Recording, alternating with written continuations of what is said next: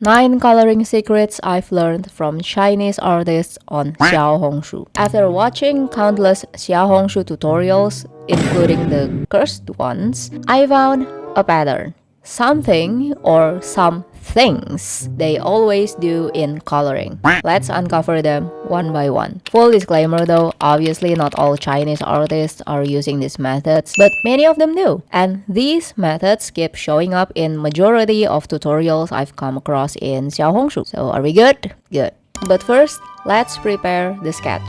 I've been wanting to draw Farca and learn facial expressions, but he looks kinda like this picture, doesn't he? Oh well, I'm sure there's nothing wrong with that. Okay, without any further ado, let's get into the first method, which is the blush. And this isn't just as a final touch for details once the overall painting is complete. No. Xiaohongshu artists tend to add the blush in the first stages of painting, or even right after applying the base color. Some of them extend the blush to the tip of the nose so it has some color on it. It adds warmth and depth to the skin tone so your base color doesn't look flat and monotone. They usually apply the blush around the eyes instead of straight on the cheekbones. I heard somewhere that it makes the character look more adorable, so I will apply some on my Farca drawing around the eyes. An adorable Farca, I mean, why not, right? I'm using flat watercolor opaque 2 for a painterly look, and I'm gonna apply the blush with the shadow color first, then top it off with muted pink so the blush doesn't look out of place. The second method is Alphen. The direct translation is 2 points. Yeah, it confuses me as well, but it's actually cell shading. Cell shading is commonly used in anime and comics. It simplifies the shadow into blocks of color so it looks flat. Now some of you might be thinking, cell shading is for anime, not for semi-realism. Not necessarily. I've noticed in many close drawing tutorials, the artist would use cell shading first before adding the midtones and blurring the hard edges, and the end result still looks realistic. From what I observe, Chinese artists use cell shading as the first step to get the overall shape and hard edges of the shadows, which are very important to add realism. Then they add midtones and lighting and all that stuff so the shading doesn't look flat. I use cell shading mainly on the hair since it's very easy to lose definition when rendering it, so it's good to have some hard shadows beforehand. This is also to indicate the overlapping hair strands. By the way, I'm focusing on the coloring method in this video, so I won't talk much about rendering or how to draw the facial features. I have a dedicated video on rendering, you can check that out. As for the facial features, I have covered all that in my membership videos, starting from only 99 cents, just saying. Become a member to learn more, but you know, no pressure. Method number 3 is related to rendering. It is to make the painting 3D. And no, we're not moving to 3D modeling softwares like Blender or ZBrush or Maya.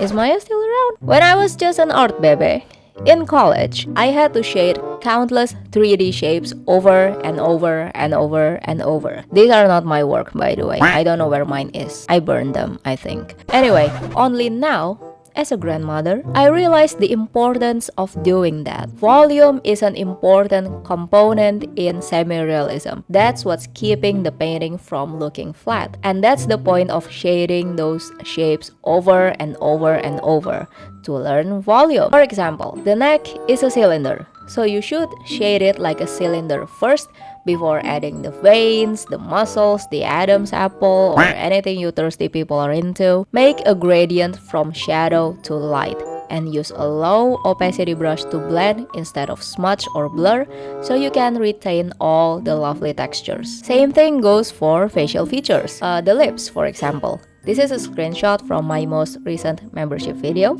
Wink wink. Anyway, yeah.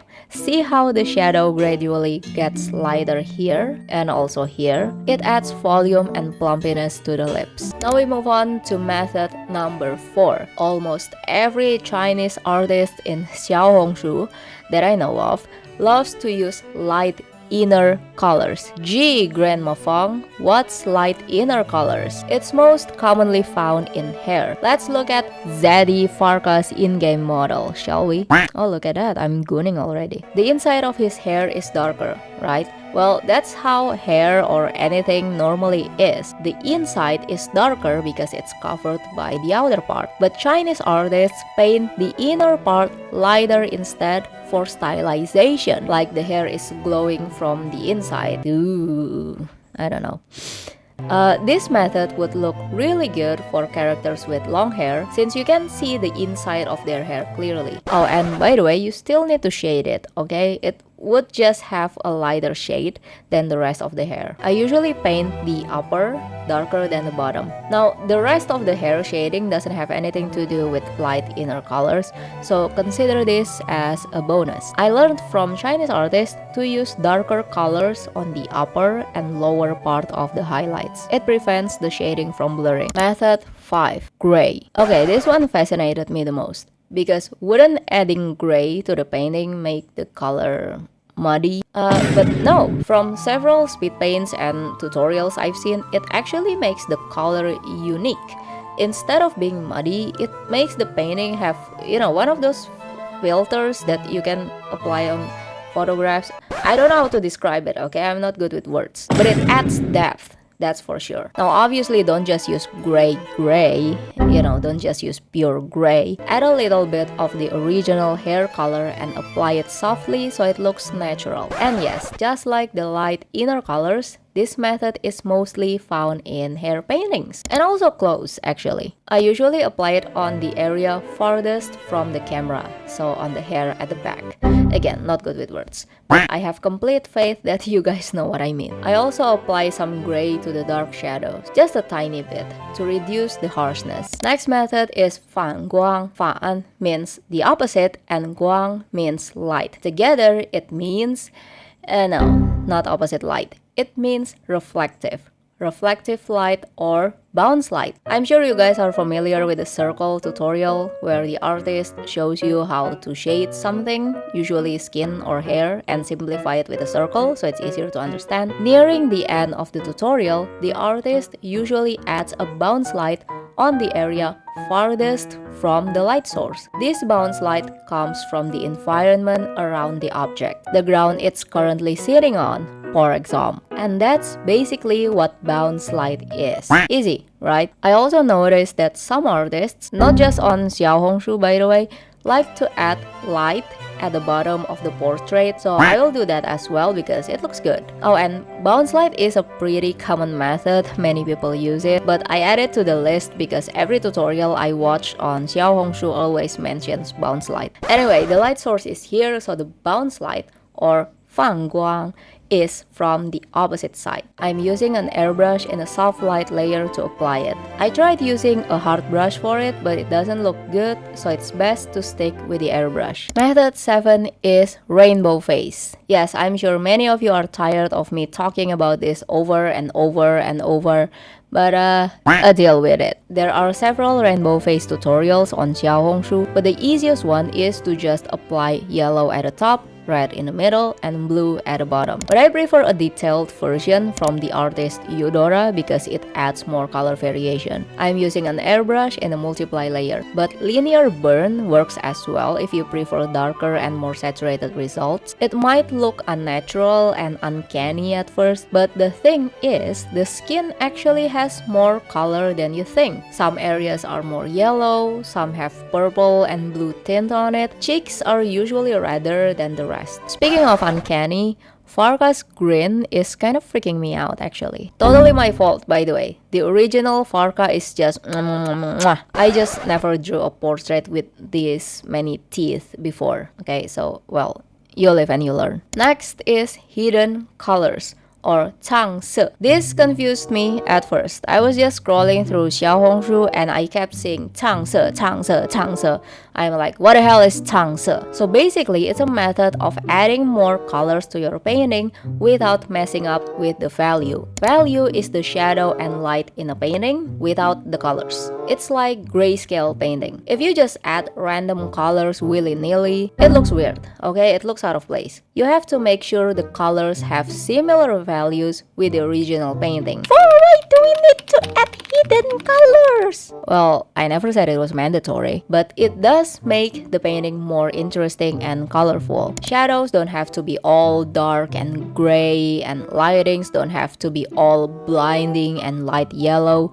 We can stylize them using the hidden colors. Personally, I like to add hidden colors to the shadows to also reduce the harshness. I prefer using blue, and this is how I pick the hidden colors. Use the eyedropper tool on the shadow first, then open the color wheel, move it to blue, then raise the value a little bit. It will look too dark otherwise. I add the hidden colors by applying it thinly on the shadows, pick the resulting color, then use it on the rest of the shadow. Not just on the skin, I also use it on the clothes and hair. You can add more colors like purple or pink, but I will stick with blue for now. The final method. Yes! Okay, finally, we're at the final method.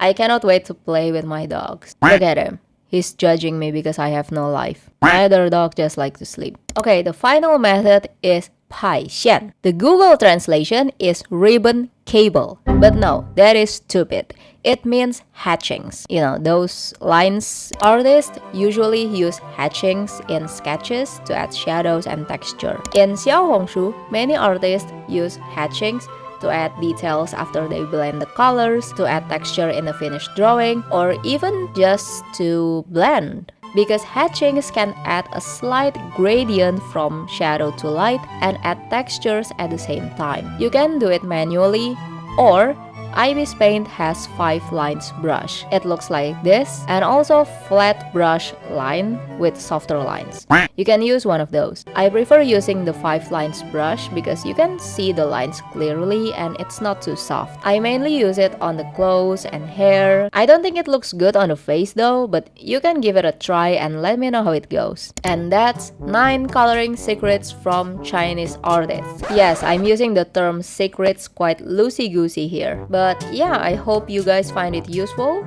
and enjoyable. You can find the link to all the artists mentioned in the description box. Thank you so much for watching, and I will see you guys in the next video. Bye!